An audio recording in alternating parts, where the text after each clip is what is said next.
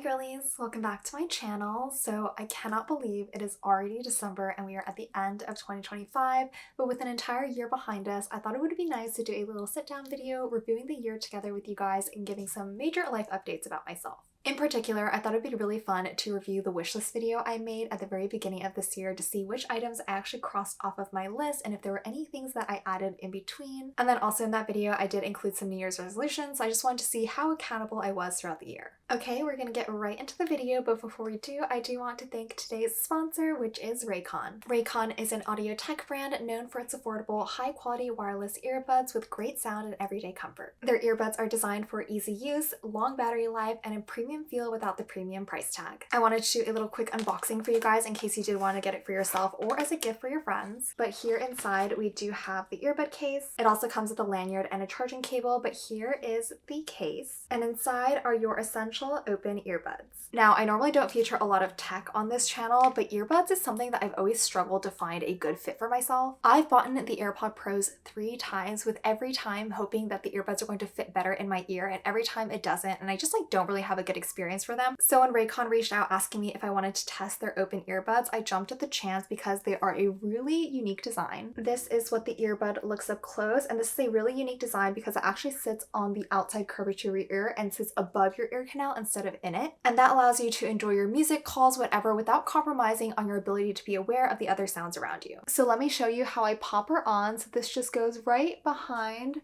your ear and then it just sits really comfortably on the outside. Now to do it on this ear, again, slip it behind, adjust it, and now it's a perfect fit. I've been using this for the past month now and I absolutely love it. It's really lightweight. I can never feel it on my ears, which I love, and they've never fallen off either, which is something that I've always struggled with other earbuds that I've owned in the past. It has a 36-hour battery life and it also has multi-point connection, meaning that I can use it with my phone and computer simultaneously without needing to change the connection. I'm actually someone who doesn't like to pop on headphones and completely tune out the world, and I also do a lot of high impact activity, and so these earbuds are actually perfect for me. Whether it's at work and I'm in a lab setting and it's important to be aware of your surrounding, or if I'm golfing or horseback riding, these are always staying on while still allowing me to be fully present in case my attention is needed. Of course, just because it sits on top of my ear does not mean that the sound quality is compromised in any way. The sound is crystal clear, and I've asked Matthew several times if he can hear anything coming out of my earbuds, and he always says no. The essential open earbuds are here for the holiday season, but they are selling fast. Currently, Raycon products are up to 20% off, but if you use my link in the description or go to buyraycon.com/somiopen, you can get up to 20% off this holiday season. Order by December 15th to guarantee delivery by Christmas, because great gifts should never be late. Once again, all the links will be down in the description. Please go check them out. Alright, now on to reviewing the luxury wishlist video I made at the very beginning of this year, and my Raycon earbuds will be staying in because I will be watching from my phone. So let's see if I was nice and stuck to the wishlist items or I was very naughty and strayed away. Okay, so now moving on to first my 2025 luxury wishlist, and then once I finish that, I'll talk a little bit about my New Year's resolutions. And honestly, I sat down yesterday to really think about this and kind of flesh out my list, and I realized that I don't have anything that I really want this year. There's a lot of kind of items that would be like a nice to have or like I kind of want, but there's only really like one item where I'm like, oh, I would actually like really want that. The rest of the items I was talking about, I feel like I would only really get them if like the time was right, if I felt like I went into that particular boutique and it was there and I was like, oh my gosh, this is like the day where I'm celebrating an occasion. Other than that, I kind of feel like I'm not really gonna seek these out, but honestly we're gonna have to see. I'm trying to cut down a little bit on my spending this year because Matthew and I do have some pretty big things coming up for us, so we'll just have to see how the year plays out. So number one on my luxury wish list is of course an Earbuds quota bag. How could it not be? It is a B25 in a Togo leather. I want it to be in palladium hardware, and I'm kind of mentioning these things in the order of like specs that I want them at. So I really do want another Birkin 25, which is why I selected that. I really want one with palladium hardware because I do have a Birkin 25 already, but that's in gold hardware. And then I wanted a color that was like different enough from my current collection, but also well within my comfort zone of colors, which are very like light neutrals. And so I ended up settling on asking for something very similar to the new seasonal color, which is gray platine. I think it would also be okay with other colors like baton, kind of. It might be a little bit too light, or like gray pearl or gray tortorelle, like all those colors. But a lot of the colors that I even just mentioned are also seasonal colors. So for example, like we're probably not going to see gray tortorelle ever unless they like release it. Gray pearl also like very unlikely that that color is coming back for the time being, since that was like last year or 2 years seasonal color. Baton is more of a classic, but again, it's kind of like a light. And what I really wanted was a true gray to pair with a palladium hardware. And I wanted that color in particular because I already have a black Birkin 25, so I didn't want like a really dark colored Birkin 25. I didn't want like a light color that was white necessarily because I have my gray Kelly 25, so I don't want to like ever have those two bags competing for each other. But because I really like the comfortability and the casualness of a Birkin 25, and these days I tend to wear a lot like lighter colors. I wear a lot of whites and I wear a lot of creams. I thought that would be really nice to have a Birkin 25, which is my favorite bag in particular, to have a color that matches my style in the current moment. Alright, like I said, I didn't want too many things this year, but definitely on the top of my wish list was a new quota bag from Hermes, a Birkin 25 in a light gray color with palladium hardware, and I did get exactly what I asked for. I mentioned the color specifically about baton or just like a light gray color in general, and definitely actually I am in love with the baton color. I did mention that Gris Platine was a really top choice for me because it was kind of like a little bit like blue, a little bit like gray. And I also feel like baton really gives kind of like a transitional color as well because it is pretty gray in some pictures, but also pretty like off-white in other pictures. So I really love the versatility of this bag. But yes, I'm so excited that I crossed off the number one thing on my wish list. I mean, I only get Hermes bags that are basically in the exact specs that I ever asked them for. So if it was not going to be this bag, I wouldn't have gotten a bag in general, I think. But 100%, this is the bag that was everything that I wanted. It matches my wardrobe perfectly. It matches my style perfectly. I carry this bag out so much more these days than I do my black Birkin 25. A, because obviously I wear a lot of white jewelry. And B, like I mentioned, I really like to dress in like creams and whites and stuff like that, especially in the summertime. Like this was the perfect summer bag in my opinion. I'm a little bit torn if I'll carry this bag or my black bag to Korea because both are beautiful, and I do think that the black and gold is like so kind of like holiday season-esque. But so far on my wish list, we are 1 for 1. Now, besides my Hermes Quota bags, I tried to think about if there was really any other bags that I want from other brands, and I did put down 2 on my list here that I have in front of me, but again, they're just kind of like ones, like maybe if I was traveling abroad and I saw like the perfect one, I would go get it, but other than that, I feel like especially here in my hometown of the Bay Area, I wouldn't go out and like actively try to buy it. But number 1 after the Birkin 25, so I guess number 2 on my luxury wish list is a Chanel classic flap in the small size. I really do, again, I'm just obsessed with light grays. I want it in a light gray with silver hardware, and this bag in particular that I'm kind of using as like my reference image, I think it was released back in like 21, like maybe it's like 21A collection. I'll put a picture on the screen of what I'm referring to, but I thought that color was so pretty. I do feel like if I got my Birkin 25 in like Gris Platine or a similar color, this one would essentially like be wiped from my mind because I just really want like a light gray bag, but I really do want it in my Birkin color. So okay, so I did mention 2 backup bags in my wish list video. I mentioned that I would love a Chanel classic flap in like a light gray color. I also did mention the Loewe flamenco purse, I believe, but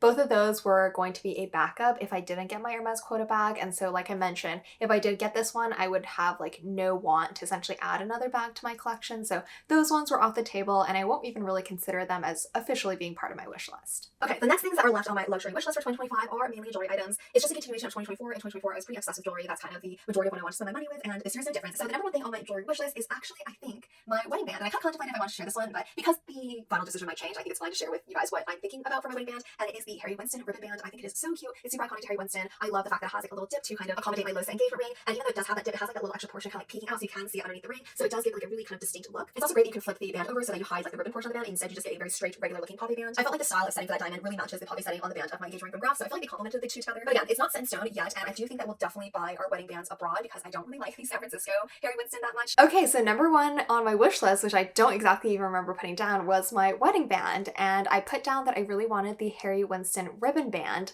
And up until 2 months ago, I was still really undecided if I wanted to go through with the Harry Winston band. I actually went to Dallas, Texas for a wedding and I went to the Harry Winston there. Sales associate people there are so lovely. Southern hospitality is like amazing, but I really liked it again when I tried it on, and I tried it on and like, you know, with my ring and everything, and it looked so good together. But Matthew was a fan at first, and then suddenly he was like, I'm not that much of a fan anymore.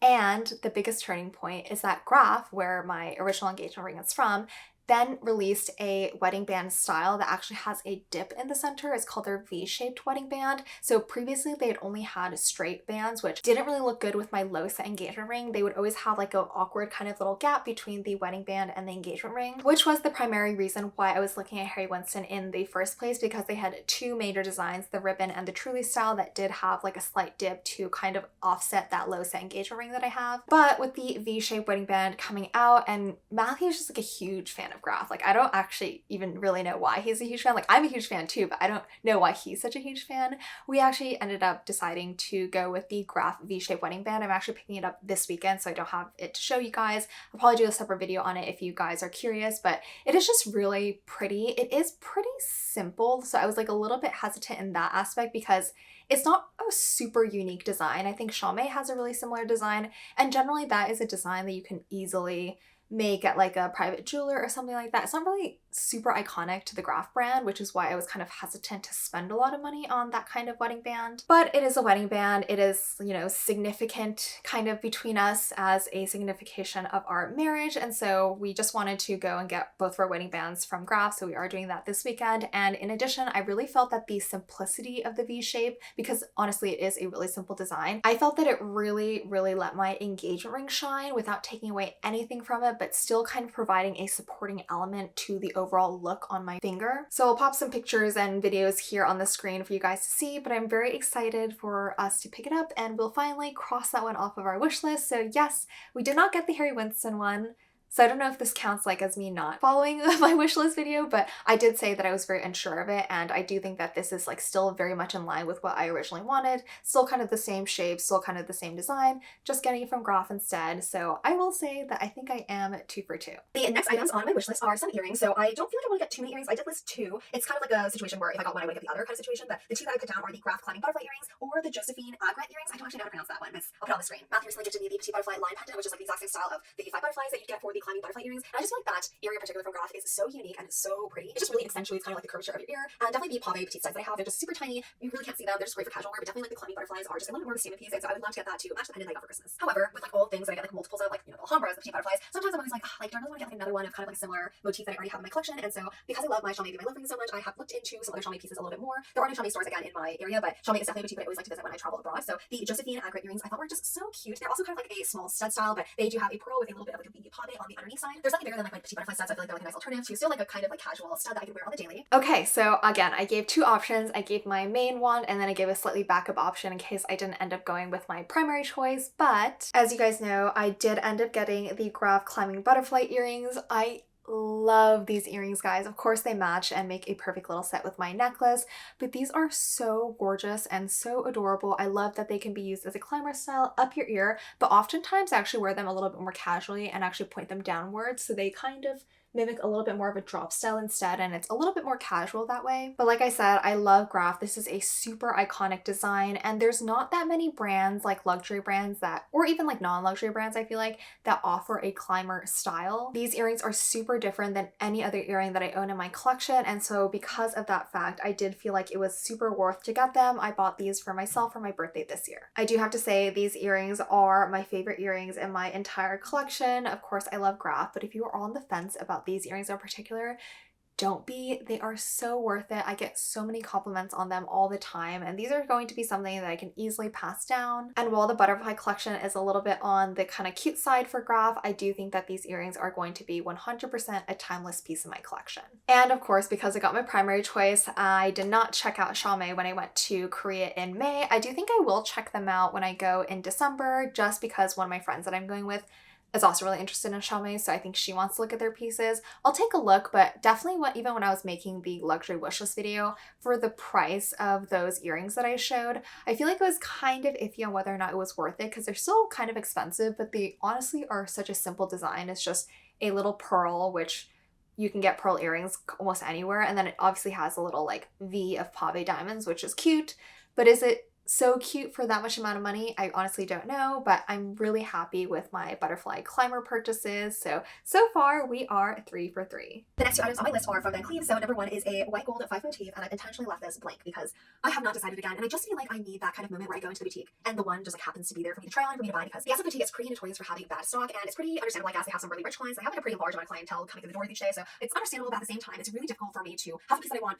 make an appointment, go to the boutique, and it's like actually there for me to try. It's like never happened like that ever, except for my Castani pendant. I will say that one happened to be in the boutique when I walked in that day, but it wasn't a situation where I wanted to go see it and it happened to be there. It was just like totally chance, and that's why I had to get it that day, because I absolutely fell in love. And so I kind of want like a experience like that again, where I go into the boutique and whichever 5 motif white gold is waiting for me, like I should just get it, because I don't really like ordering things ahead and whatnot. But we'll just have to see what comes through. And I'm just mainly kind of setting this scenario up because if a 5 motif in Castani just like happened to show up at the boutique, like I'd probably get it. But if really like nothing ever comes through, I'll most likely get the white gold guilloche. But again, I just don't like that magical special moment. Is that so wrong with me? All right, you guys know that I've been talking about a white gold 5 motif for like a year and a half now. Like, no joke, this has been on the forefront of my mind.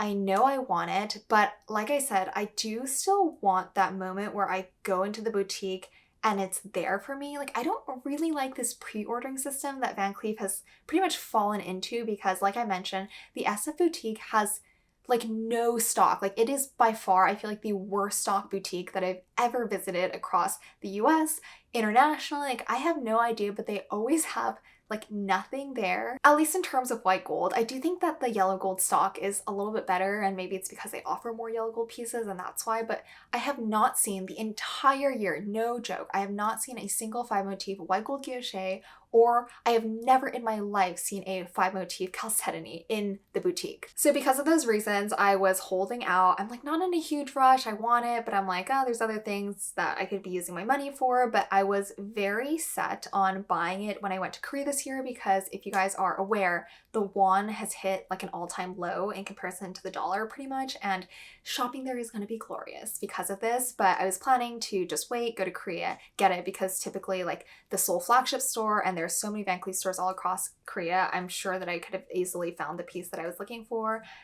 But I'm now again I'm gonna get it eventually. I just don't know if I'll get it this year because as just a sneak peek, I'm not gonna say anything more. So there has been a recent development in that area. I'm obviously going to have a separate video to go over everything about this, but because of that, I really don't know if I will be able to get the 5 motif by the end of this year. I obviously made a big purchase and I don't want to be irresponsible and get like too many big things, so I'm considering it, I'm thinking about it. We'll see what the vibes are like in Korea, but this is the first item on my wish list. I haven't checked off yet, so I guess right now we are 3 for 4. And then the next item on my list is a white gold crochet pendant. Just because I love my yellow gold crochet pendant so much, I just feel like I should get in the white gold so I can just like marry the two together. I just have one for any day of the week. I will say though, as some foreshadowing, I did get a white gold piece from Van Cleef recently, so unboxing coming soon, but you'll just have to wait to see what it is. All right, that was a really quick mention. I want the white gold crochet pendant. I think I still want it, but honestly, I have not thought about that necklace like all year. I'm pretty satisfied with the necklaces that I have. I think it would still be like an excellent classic piece to add to the collection, but I have just really recently been turned off of Van Cleef pricing just because it has jumped astronomically in the past year, and I just don't feel like that price jump was justified. I understand that gold prices are like through the roof right now, but like my 5 motif that I bought last year for my birthday has increased by like 20% over the course of a single year, and that's like a really big increase for a single item to experience. And so I feel like because of that, I've just been like a little bit turned off of Van Cleef. And actually, if I speak a little bit more about Van Cleef, because I've been having some thoughts lately, I obviously love Van Cleef and I have a lot of Van Cleef pieces. I'm by no means a VIP spender. I don't spend like an incredible amount of money. I did obviously buy the pave pendant earlier this year as well, but I'm not like in the hundreds of thousands of dollars range of a customer. But I've known my SA for a very long time. Since the boutique opened in San Francisco, I was there since the very beginning. We have like a good relationship. I buy every year. And it's harder and harder every year to get the holiday pendant. And this year, I actually was really interested in getting the holiday pendant, and I think a lot of people were very interested in getting the holiday pendant. Of course, I mentioned to my essay, as I'm sure literally every other clientele on is listed, and of course, there's like a 0% chance I'm getting it because he told me that the boutique only received like 10, and obviously they had already gone and been pre-allocated to their top customers. But it kind of makes me wonder, like, what's the point of being loyal at Van Cleef? Because, you know, at Hermes, there's obviously quota bags, and so you want to be loyal there.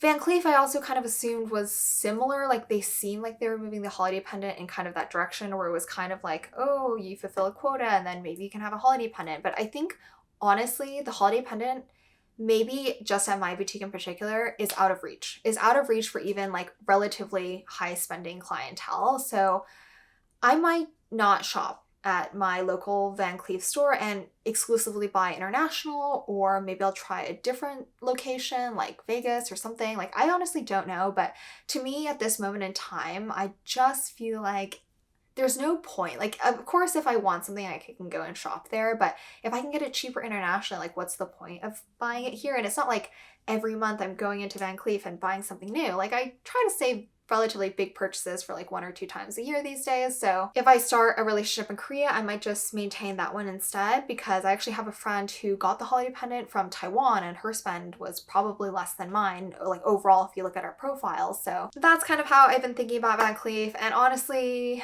I have a lot of Alhambras. I'm not in a huge rush to get more. I feel like I like their pieces. I think they're really pretty. I like how they're minimalistic, but like everybody says, everybody's got a Van Cleef. So is it that special?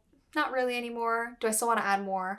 probably eventually, but it's not like, oh my god, I need it. And then the last two pieces of jewelry on my 2025 luxury wish list are number one, a two-tone Rolex, probably the Lady Datejust in the Ever Rose color. I just feel like it is so pretty, and especially because I am kind of like mixing and matching my metals, especially with like gold and rose gold. I feel like having the two-tone Lady Datejust would be so pretty. But at the same time, this is kind of like pretty much at the bottom of my list because I don't love watches. Like, I'm not like super into watches, and so I don't want to necessarily get like a really expensive purchase for something that I'm not going to wear that much. So this is definitely a piece I need to really, really think about and decide whether or not it's something that I would like realistically wear often enough for it to be worth it. But I will pop some pictures on the screen of some of the combinations that I'm interested in, and I generally feel like if you're someone who loves jewelry and you love luxury, like a Lady Datejust is something that kind of naturally falls into your collection. But okay, I did mention a Lady Datejust, and I've got to be honest, I have not thought about that at all this year. And like I said, it was at the bottom of my wish list. I'm not really a watch person. It's not something that I was actively looking to get. And honestly, I feel like if I wanted to get it, it is pretty easily accessible, kind of, in my opinion. I don't know. I had a really good experience at the Currents Rolex boutique in San Francisco when I bought Matthew his Submariner, and I feel like I would be able to have a pretty good experience there again if I really wanted to. But like I said, I don't really wear watches. The only watch that I own is my Hermes Cape Cod watch, and I almost never wear that watch. So there would really be no point in getting such an expensive watch for someone who's not really a watch lover. I think maybe my taste will change as I kind of get older, or maybe it would be a great gift for myself or a gift that someone gives me for like a really big milestone, like 30 is approaching for me. So like maybe that's like a good time for that watch to kind of fall into my life. But otherwise, no desire for it. Honestly, I could totally kick it off my wish list, wouldn't even notice. So I did not get that piece this year, and honestly, I don't know when it's coming. I think, yes, down the line, maybe I do want it, but I honestly see it as no loss to me. And then lastly, on my luxury jewelry wish list, I actually have custom jewelry. I've actually started to design a couple pieces just for fun of some jewelry that I want to have commissioned. And I actually feel like I will actually have it done in Korea because I have a jewelry that my family works with already, so I'm just having it custom made there. But not only do I want just kind of like white gold diamond jewelry to be custom made, but especially pink diamonds. I'm really interested in getting some lab grown pink diamond jewelry. Even if you Google it, like I think like Brilliant Work or something, you can buy like the loose pink diamonds, and they're not like super duper expensive because if you guys recall, I went to Graph in May of last year, I think, for a high jewelry event, and they had so many like jaw-dropping pink diamond pieces, and those are of course natural pink diamonds, and like a minimum cost for like a tiny, like less than 1 carat pink diamond would be like $700,000. So of course that is not a price that I can even fathom buying at this point in my life, but I still love the style, and it's great that there are options for lab grown where you can customize not only just regular white diamonds but all colored diamonds at a more affordable price. Okay, last on my jewelry section of my wish list, I did mention that I wanted custom jewelry, and I have been holding true to that. I have been getting some custom jewelry pieces. Don't know if I'll share here because it's kind of more like wedding focused, and I haven't exactly decided on which ones will make it into the final production, but I do want to share that I have been experimenting with some colored diamonds. I absolutely love pink diamonds. I love blue diamonds as well. I did recently get these beautiful blue diamond studs. Each blue diamond is a carat, and it's surrounded by a thin halo very similar to my engagement ring, and that's why I absolutely loved it. And the shade of blue, guys, it is so gorgeous and so deep. And I also own aquamarine earrings and things like that, but truly a colored diamond is going to be exponentially more sparkly and more radiant than a gemstone, because gemstones do not reflect light in the same way that diamonds do. So after getting these studs, which I'm obsessed with, I wear them a lot with my chalcedony necklace, I'm definitely going to be getting some more colored diamonds because they are so pretty. They add just a little hint of color to my otherwise relatively neutral outfits. And not just in terms of colored diamonds or custom jewelry in general, I've just been loving diamond jewelry that's just a little bit more unique to my personal style. So as you guys know, I really enjoy wearing these Sakura Hoseki tennis bracelets. I've got 2 of them on right now with my Tiffany hardware bracelet.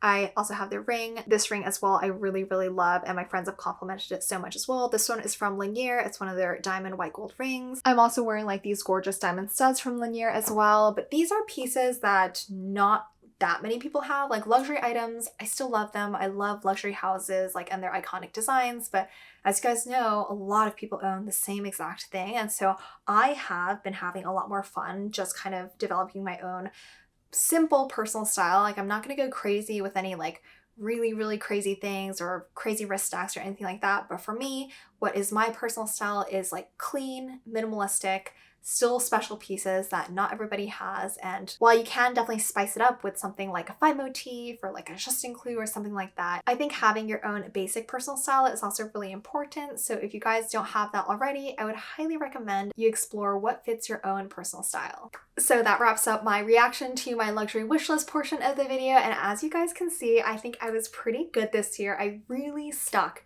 to what I had pre-planned to purchase this year. I'm actually really proud of myself for sticking to my wish list because those are items I had really thought about for a long time, and I was like, yes, this is something that's going to work for my lifestyle. This is something that I would keep forever. This is something that's actually worth the money. I've sat and I thought about it, and so me being able to stick generally to those items that I had set for myself, I think shows a lot of self-restraint, which is very good on my part because typically I am a little bit more of an impulse shopper. I love to just buy things. And of course, those are not the only things I bought this year. I bought like clothes, I bought other luxury items from other luxury houses. I plan to do a little bit more shopping as well. But in general, I would say compared to last year and even like the year before that, my spending has significantly decreased.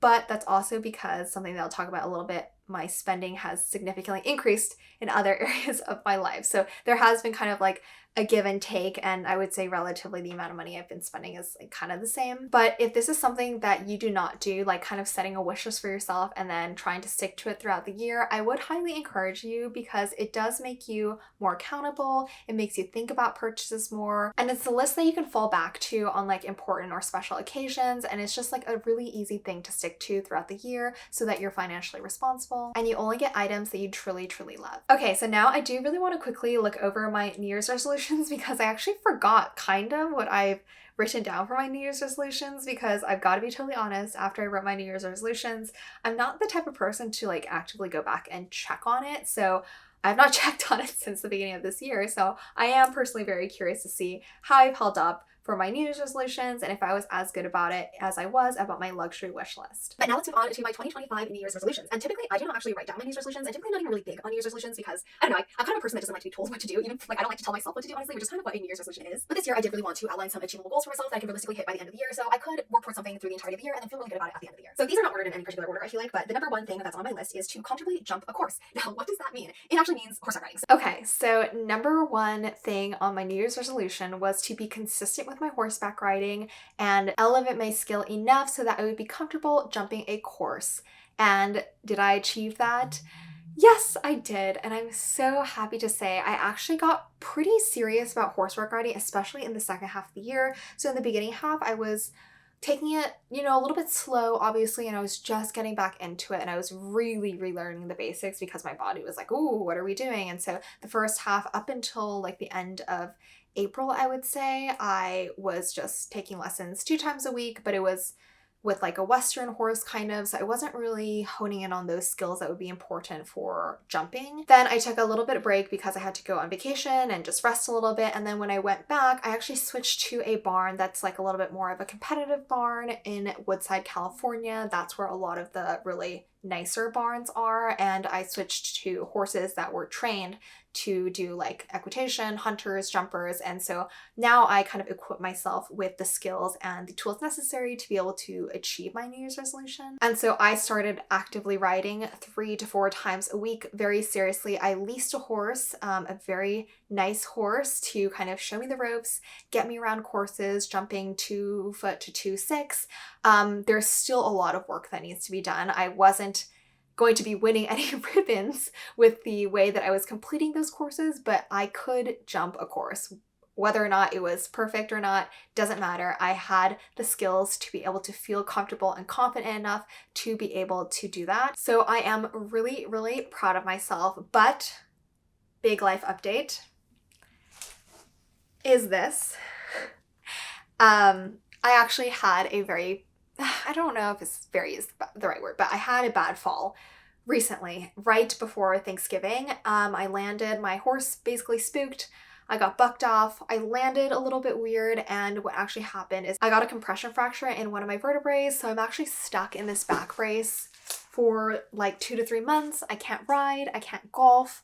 I've been taking some time off work, obviously, because I'm in pain and I shouldn't be moving around too much. So yeah, it's really unfortunate because I felt like I was gaining a lot of momentum and I had a lot of drive, I was being really consistent and holding myself accountable, and I was getting better at a really quick pace. But obviously, this is a huge setback. I don't know when I will ride again because understandably, my family is very concerned about injury because this is a choice I'm making to horseback ride, and with horseback riding comes very obvious dangers. And so my family is very adamant about me not riding anymore, especially not before the wedding, because if anything happens right before the wedding, that would be absolutely devastating. So I may take a break until my wedding, but by no means do I want to stop horseback riding. It is honestly something that I love, love, love so much, and I still want to get better. I still want to compete like as an amateur, and this is something that I think will still be like a lifelong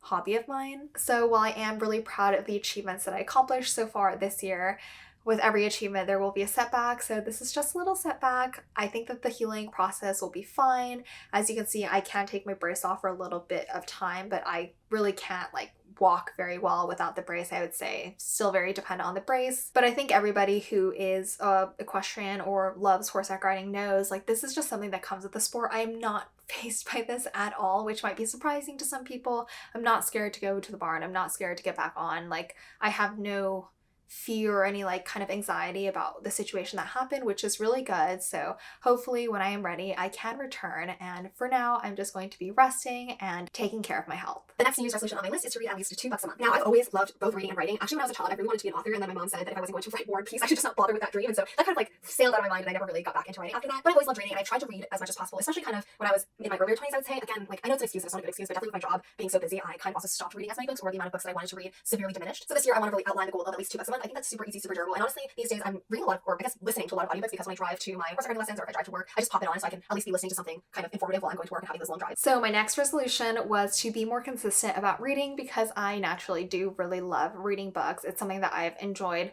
for the majority of my life. Of course, with my job and everything and hobbies and all that stuff, it can get busy, and I have really fallen off the book train in previous years. So this year I did really want to hold myself accountable and read more books. And the year started really good, guys. The year started good. I did read 2 books a month for the first maybe, I want to say 3 months, and then I kind of fell off. I was still like kind of casually listening to my audiobooks, but I wasn't really like on it, I would say. It kind of dropped to, I think I probably read like 1 book every 2 months, I want to say, which is very slow to me, and so kind of fell off. But I will say at the beginning of September, I was like, okay, I need to hold myself accountable. This is something that I set for a goal for myself. This is something that I know that I enjoy. I just need to carve out time for myself to do it. So what I actually did to hold myself accountable a little bit more is to actually start my own book club. So I've been part of book clubs in the past. I've never had an all-girls book club though, which is really exciting. I have to say all the book clubs I was part of in the past were I was the only girl, which was kind of interesting, but regardless, I did start my own book club. So I invited all my friends, and my friends can invite their friends as well. So now it's a group of 13 or 14 girls. And so we all pick a book a month at the beginning of the month. We read it. Everybody can read at their own pace. And at the end of the month, I host in my apartment. All the girls come over. I provide like wine and drinks and snacks and stuff. And we just talk about the book. And it has honestly been so fun because everybody brings their own perspective about a book, right? Like you perceive a book based on how you've grown up and how you've lived your life and what your personality is, but it can be totally different to somebody else who has grown up in a different situation than you, is a different person than you. And so having these discussions allows you to really understand and like dive deeper into the book, which is something that I really appreciate because normally I think for a lot of people, they read the book, they maybe think about it for a little bit, but that's it. But with these discussions, you can kind of keep it a little bit more fresher. You can maybe remember it for longer. You can draw on it in different aspects of your life. And so I have absolutely loved it. And I think a lot of my friends appreciate that I've made this as well because it gives them an opportunity to meet new people, connect with more people, holds them accountable for reading books. So while it is just 1 book a month with the book club, I am trying to incorporate another book like on my own time to do so. I definitely have the time to do so. I've just been a little bit lazy. So currently it is just a 1 book a month right now. So I'm not being super great with that New Year's resolution, but at the same time, I think the effort really shows. And if you guys like reading books as well, and you feel like it's hard to hold yourself accountable, I would really recommend if you started your own book club too. Now, my next New Year's resolution is to finish my Japanese Genki textbook. Now, this might be totally random to you guys, but I really fell in love with Japan, especially in my last couple of trips. And I feel like because I go to Korea once a year or twice a year, it's really easy to just tack on a Japan trip as well because it's just an hour flight from Seoul. And now that I've done most of like the toury aspects of like Tokyo, Osaka, Japan, and hit like major cities, I feel like in my future travels to Japan, I really want to go to like the northernmost, southernmost, like go into like the more rural areas of Japan. And especially when you go and travel to less touristy destinations, you will need some kind of basic understanding of the Japanese language. And if it's somewhere that I want to go to frequently, I do feel like it's respectful to not only learn or attempt to learn language, so you can have some basic conversational with people around you. It's also a great way to just kind of understand the culture a little bit better, so you can be more mindful when you go as a tourist. Okay, so my next resolution was to learn Japanese, which is a big resolution. And I have to say, this is probably the first resolution that I completely failed on because I did start the Genki textbook. It is still a good textbook, I think. I was like relatively good at kind of reading hiragana and katakana, still pretty bad at kanji, but I was kind of like ramping up a little bit. And then I think my job just got busy. Like, I honestly don't even really remember what was the cause of it, but one day I just completely stopped and I did not pick up that textbook again. So I'm a little bit sad because I really do, like, I would love to be good at a lot of languages, but honestly, language learning is something that's really hard.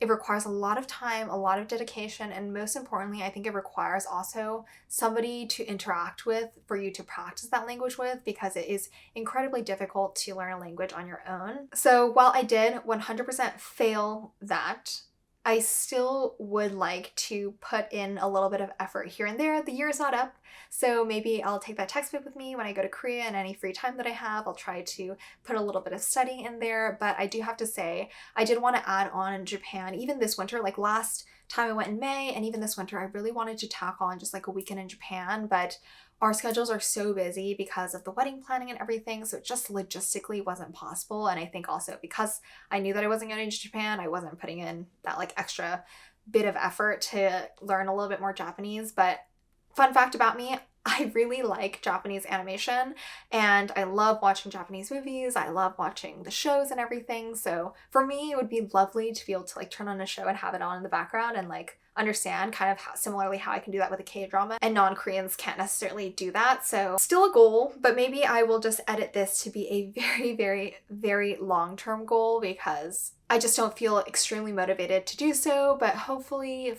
much like longer way down the line, I will be able to have like simple conversations in Japanese. Now, the next thing on my New Year's resolution is again something that is kind of related to self-expression, and it is to write one poem a month. Now, I don't think this is ever something that I've shared on my channel, but I actually really enjoy not only reading poetry, but writing my own poetry. I kind of started more like regularly writing poetry back in 2021, and then I really stopped for like 2 years essentially because I feel like poetry, especially, I need to be in like the right mindset, or I just need to be like, I need to like feel a certain way to be able to get myself to write the type of poem that I want to write. Okay, I did fail the Japanese resolution, and I also did completely fail this poetry resolution because yeah, I wasn't feeling very creative this year. And it's something that makes me a little bit sad because, like I said, and everybody is like creative in different ways, but for me, specifically when it comes to writing poetry, I really need to be in a specific headspace.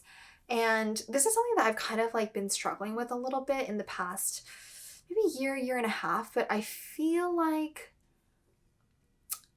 I don't know, like I feel like my identity it's not changing, but I'm almost like losing a little bit of self these days. And I don't really know where it's coming from, but I think some part of it honestly has a little bit to do with a little bit of like, especially last year, I had a really big obsession with like materialistic things. Like obviously my channel is about showing materialistic things, but I honestly feel like that obsession and kind of like focus that I was putting it into my life was changing who I naturally was as a person. I just got kind of like swept up in it. Obviously, social media had a big part in it, and that's also a big reason why I've slowed down a lot in social media. You guys have noticed my uploading schedule is a lot slower. I don't do that much. Like, I'm not going to force any content that I don't deem as like something that I'm actually passionate about or something that I really want to share, because I don't want me buying things or shopping all the time to change who I am. So while I will still continue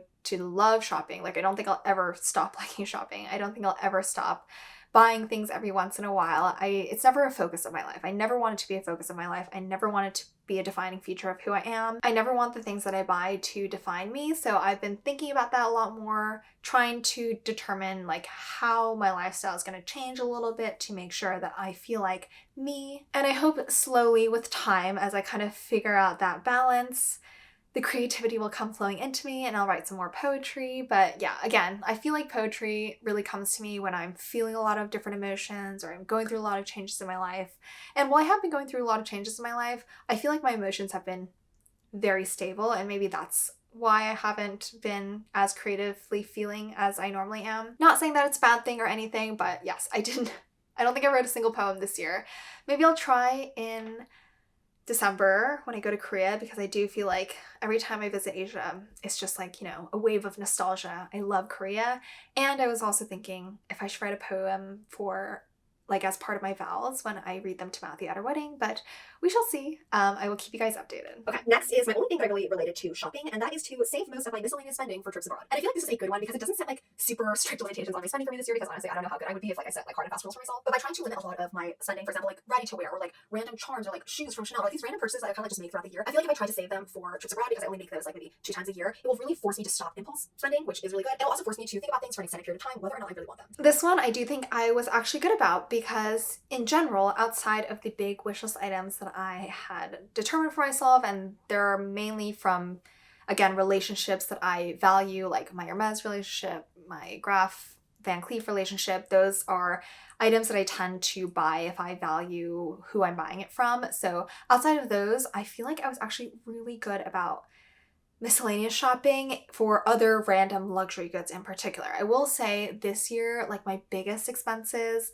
were horseback riding. Like, I don't even want to say, but like leasing a horse in this area, way more expensive than like even leasing an apartment. I had to buy a bunch of stuff for my horse. I had to buy a bunch of stuff for me to ride, like a riding outfit, like a nice riding outfit, like one top, one bottom riding outfit, $300. Like, and that's obviously you don't need to buy like the nicest stuff, but like those are I really like the like particular brands, and so I was buying a lot of riding clothes. Also for golf, I did make some pretty big golf purchases. I got a brand new set of golf clubs.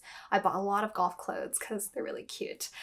So those were probably, I want to say, my biggest purchases. But other than that, like regular clothing, I really did not buy. I did not buy any nice ready to wear from any luxury brands this year either, which was really good. I will have to say, I don't want to actually say that, because actually Black Friday did do some shopping, which I will try to share a little bit later, but that was the only time that I broke my not shopping so much domestically for the miscellaneous random things, because Black Friday deals, if they were really good, I did want to partake in them. But again, I am trying to save the majority of my shopping for times I go abroad. So again, I was trying to save a lot of things that I wanted to buy this year for my end trip in Korea. And I think it will still work out that way. I will look at a lot of different things in Korea. So I will say I do think that that part of the resolution was successful. And then the last thing that I put down with a question mark after it is social media. And this is because I don't really feel like I have any social media goals. I mean, I make these videos for fun, and I love interacting with you and getting to know all of you, and I just do it like honestly just for fun, right? So I'm not particularly that interested in growing my subscriber count by X amount, or getting these like brand deals, or gaining X amount of money from social media, or anything like that. I honestly was actually considering if I wanted to stop social media in 2025, because it does take quite a bit of my free time from my already busy schedule. But at the same time, I thought it'd be so sad to like lose the connection with my audience I've built. I don't want to lose that. So I do think I might slow down honestly in 2025 a little bit, so I can have a little bit more me time to focus on myself. But I don't want to, I guess, completely get rid of my social media either. But yeah. So yes, the very last thing on my New Year's resolution did concern social media. I did touch on it a little bit, but as you guys know, I did slow down a lot this year. And I will say that I slowed down a lot more on YouTube, and I have been posting a little bit more frequently on TikTok. If you did not follow me there and you wanted to, definitely go check me out, because I post things a lot more quicker there, because it's just way easier to create a little snippet video, a bunch of clips put together, like if I'm shopping or something, than it is to do like a full sit down video. And I've also been posting a lot more about things that are not just luxury related content. Like here on this channel, on my YouTube channel, I think people like search for things a lot more, and so that's why a lot of my things on this YouTube channel still are like educational things about luxury items that I buy. But on TikTok, I feel like it's a lot more casual. I've been sharing a lot more like just fun stuff, the things that I like to do, like golfing, horseback riding. Of course, still shopping and luxury stuff go on there as well, but I'm trying to make it a little bit more personal, and I'm only posting about things that I genuinely think are like fun things that I really wanted to post, not just making content to make it. And I definitely feel like taking a more casual approach to social media has been really good for like my mental health. I'm not pressured to turn on the camera and make something if I don't really feel like it. Definitely like last year, I feel like I was feeling like a little bit stressed because I had like no time to make videos, but I still wanted to adhere to like a once a week video type situation, and it was feeling a lot more of a chore than something that I was passionate about and that I wanted to do. So I am really glad that I took a little bit of a step back this year, and I will continue to just be casual about it. I think I still want to maintain this connection with you guys. I absolutely love making videos for you guys and reading your comments and everything like that. And of course, in particular for my YouTube channel, I feel like it's always meant to be as a resource tool for you guys more than anything else. I just try to be informative, educational. I never in any way want to influence you to live a life like me, be like me, or anything. It's just for your own knowledge, your own data point, your own information, because I always find those videos so helpful. I wanted to give back and make my own. So yes, I think I will continue at the same pace that I've been going at. I think YouTube will remain a little bit more formal with these kind of sit down videos. TikTok will be a lot more fun, casual, whatever I feel like posting that day. But I am still always open to suggestions. If there's anything that you guys want to see in particular, whether it be on YouTube or TikTok, please feel free to let me know. And that concludes my reaction to my luxury wish list and New Year's resolution. Honestly, looking back, I think I did pretty well. I think I could have done better, but honestly, I think I did the majority of what I planned to do, and for that, I am pretty proud of myself. I would also love to know if you guys stuck to your own luxury wish list or New Year's resolution, so leave that down in the comments. And lastly, I did want to go over some other life updates that kind of also tie into like why I've been posting a little bit less and everything. So of course, number one, my fractured spine. That is a huge one. It is affecting me physically every day. It's going to be a bit of a longer healing process, so there's definitely that. The second thing is I actually did change jobs. I actually started a startup with a few of my old coworkers, and it is just me and 3 other people in a little dingy warehouse kind of, and we have big dreams, we're doing our best. It's pretty exciting because it's such a small team. I do have experience with early stage startups. That is a space that I'd like to stay in. My previous company I started was like around 20 people when I started, but there was way more infrastructure in that company when I started. This one is so bare bones. It's such a new thing to experience, and I'm still navigating through it. I am the only person who can do my job. There is nobody to help me. I am basically my own boss, which is also pretty interesting as well. So it is a really great learning experience, I think. I have really been enjoying it so far. I am pretty upset that the injury has kind of slowed down my work as well, because I have had to take some time off, obviously, to recover. And with a small team, you really feel the effects of pushing off work to a later date, because again, I'm the only person who could do what needs to be done. But I definitely believe in the saying, you gotta risk it for the biscuit. So I am risking it. This is, startups in general, especially starting your own startup, it is a huge risk. But even if it's successful, even if it's not successful, I will always walk away from an experience thinking that I gained something really important. So I think this experience is something that is really hard to come by. I really don't know any other time that I would have the connections and the people who would be willing to start something like this. So I plan to learn as much as I can, try as hard as I can, and hopefully it will be successful. The next big update, which is kind of now a not update, was that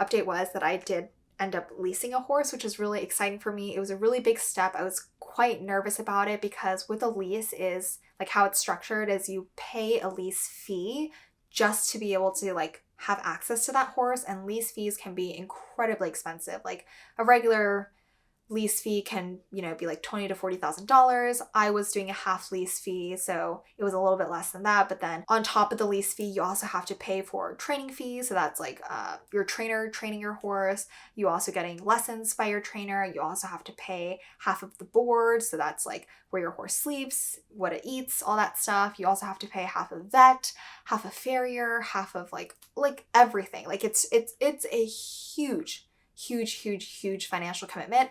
I'm glad that I got exposure to that because now I understand how those work. But I do think in the beginning, I wasn't as completely prepared for how much of a financial commitment it would have been, because initially I would have liked to just stay doing lessons with my trainer, but my trainer only accepts clients that have their own horse at this moment in time. So I kind of did have to be pushed into a lease, and I really did love that horse. She was the cutest ever. But with this injury, it's also shown me that leasing in general, like these high commitment things, can just turn into a little bit of a headache later down the line as well. So I think moving forward, until I'm actually ready to compete or something, I don't know if leasing is something that should be really recommended to anybody. You should just try to find a barn that does offer a lesson program. It is getting a little bit hard to find those barns because obviously those people who own the horse, it is really expensive to keep those horses just as lesson horses. So I'm honestly not sure what my horseback riding journey will look like in the future. And of course, like I mentioned, healing's going to take a long time. Have no idea when I'm going to get on a horse again, but if you guys are interested, I will definitely keep you guys updated. And then lastly are some updates for wedding planning. I will try to vlog as much as possible in Korea, but I have to be honest with you guys, I don't like vlogging. I just feel so awkward. I hate like having a camera out and like filming people, and it just feels like very awkward. Like nothing about that feels natural to me. So I personally don't really like vlogging, and I don't want to make anybody else feel uncomfortable with me vlogging. So I will try to do some stuff, but honestly, I don't know how successful I will be. But in Korea, we have so much wedding stuff to do. We have our wedding photo shoot, which is going to be so gorgeous. I'm so excited for that. I have a bunch of stuff to prepare for that because even before that, I need to pick out my dresses, which I've already mentioned before. I need to pick out, I think I'm going to pick out 4 dresses. And I really like Ellie Saab and Oscar de la Renta. So we will see which ones I end up getting. We also have our menu tasting up. We have to meet with our floral planner and kind of generally decide on the final floral plan, which I'm very nervous about, because I have some big dreams for my florals at my wedding and I know that they're going to be very expensive. So I might have to compromise. I really don't want to compromise. So we'll see how that meeting goes. That one's the one I'm probably most nervous for because I don't actually know how feasible everything I want will be. Both of our immediate families are also coming to Korea together with us this time. So it will be a big family trip with everybody's families meshing together. So hopefully there's no stress.